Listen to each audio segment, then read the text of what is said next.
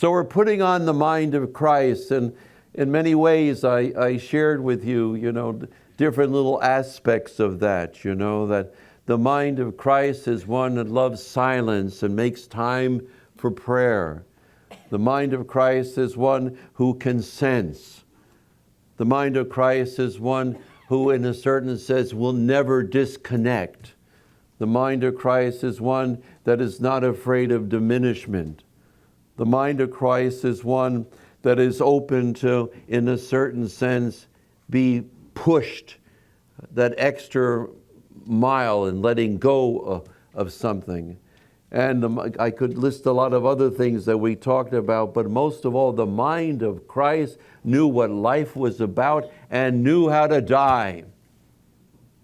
Knew how to die and faced it beautifully, and knew it was behind his mind all the time, as it isn't behind our minds all the times. We're going to die. We're like 40 hours closer to death than the time we came. That shouldn't be scary. That should be, I'm going to live life the best I can with the time that I have. I don't have the song with me right now, and I was looking for it, but one of my favorite Christmas traditions for Carl Arico is to watch the musical Scrooge with Albert Finney. If you ever have, how many have seen that? Honestly, that's a must every Christmas for me. That is a must. And Albert Finney plays the Scrooge. But after he went through those 3 nights of looking at his past, his present, and his future, which is a spiritual journey, his past, his present, his future, looked at the mistakes he made in judgment and everything, when finally he became aware of it, that he had squandered things and had made things he was too much the self, the center of everything else. He sings this wonderful song. I wish I had the words, but trust me, you can Google it. To begin again, to begin anew, that I might be more than I thought I could be, to live a life that's fuller now. If I could go through the thing, it's beautiful. I cry at that because that's conversion. That's conversion. And if you remember it, when he started throwing his money around and caring about everybody, how happy he was. He got rid of all the drapes in his house that were a mess and everything. Let the sunlight in, for goodness sakes. And there was that one wonderful, if you haven't seen it, you got to see it. Okay, there's a wonderful scene when they're singing, "Thank you very much, thank you very much, da da da da da da da da," and he's going along with them in his third visit of the ghost. He realized they're all saying thank you very much because he dropped dead. All of a sudden, it dawns on him, who's in that tomb? Who's in that coffin? They're all dancing. They're dancing on the coffin. He was so happy.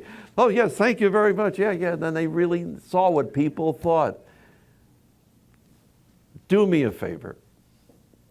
Before Christmas, however you can get a film, if you don't have it, I think you can Netflix or whatever else and what have you. Please, Scrooge with Albert Finney, the musical. And as you're enjoying it, say a little prayer for me. Okay. All right? That's another song I'm going to break into. Say a little prayer for me. Okay. All right.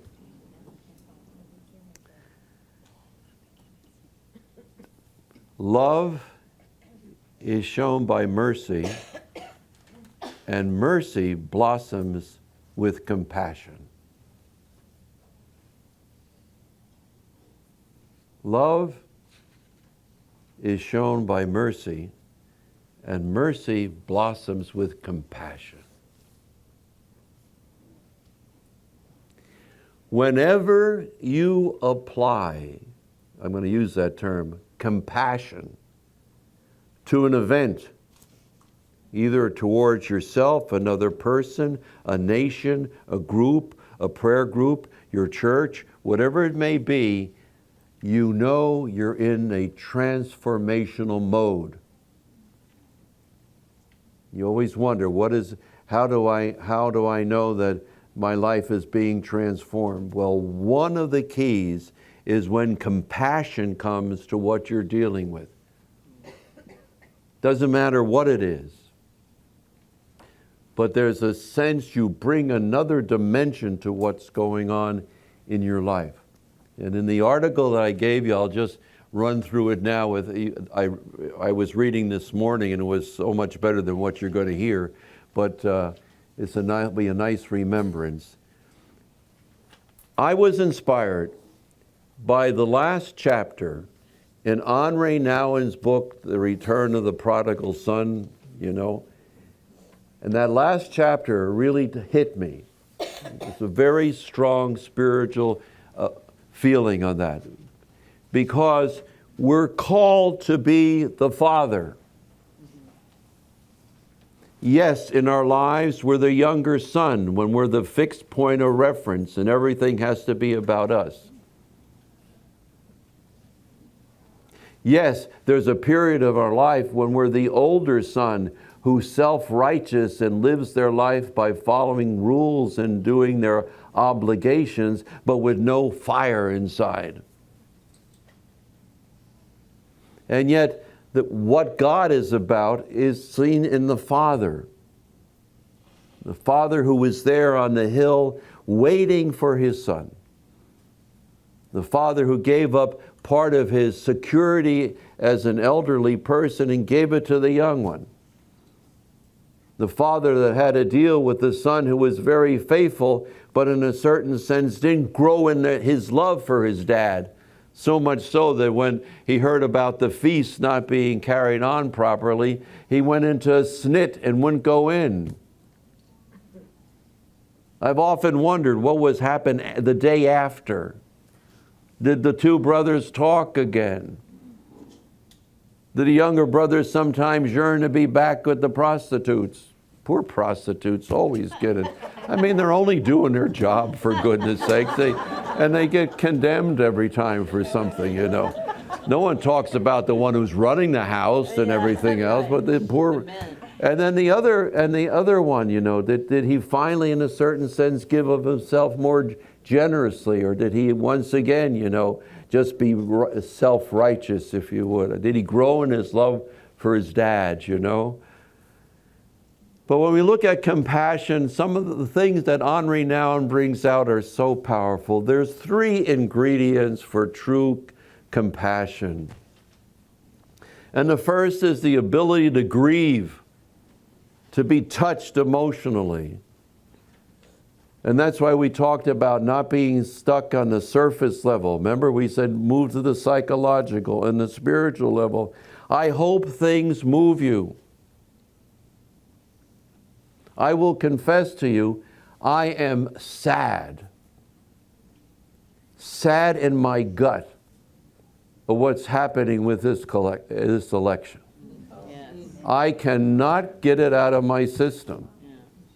I was walking back and forth today, you know, trying to enjoy the scenery, but there was a dark cloud, at least as far as my perception, over what in God's name is happening in our country. I'm not going into the politics now. I'm talking about the spirituality of what's going on. And I feel that. I hope you feel there's something wrong. And I don't care who your candidate is.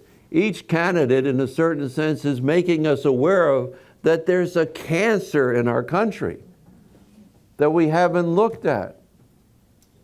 But divisiveness, them and us type of thing. And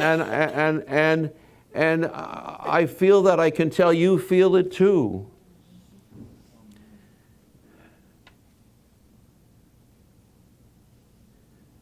Make America strong.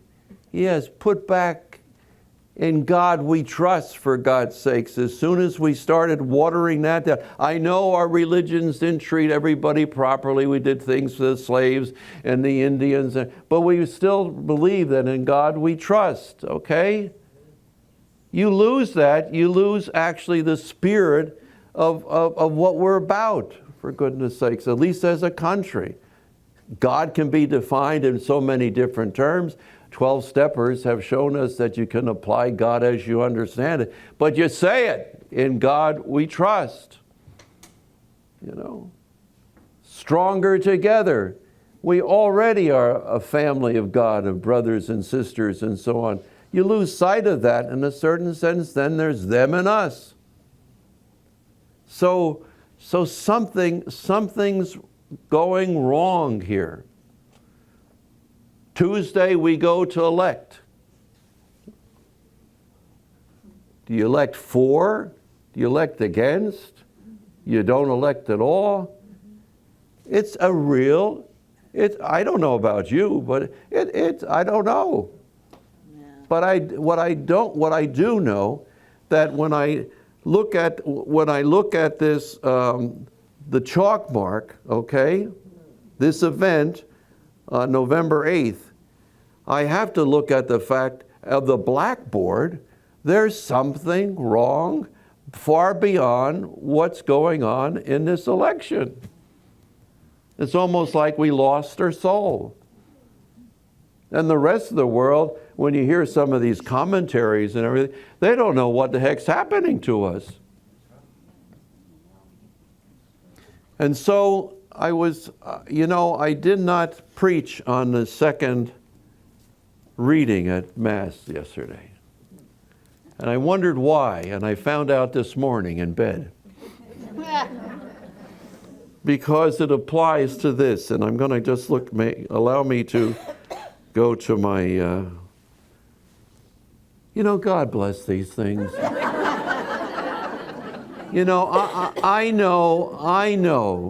I know that they can be a problem. But I must step back for one moment. Don't make me forget what I'm talking about, the election. Must step back just for a moment.